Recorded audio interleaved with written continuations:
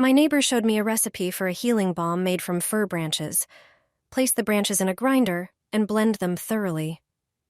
Fir branches have two light stripes on the underside, and this is where most of the aromatic oils are found.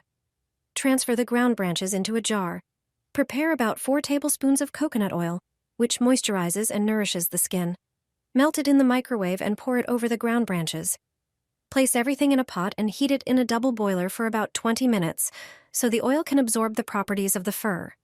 Then strain the mixture through cheesecloth to obtain clear and fragrant oil. Add a few drops of your favorite essential oil, such as pine or eucalyptus. Pour the finished mixture into a small jar and place it in the refrigerator to allow the balm to solidify. Once ready, store it in a cool place. Use it by rubbing it onto your chest, shoulders, or back to feel gentle warmth and relaxation. You can also lightly apply it to your temples or around your nose when you need a refreshing effect.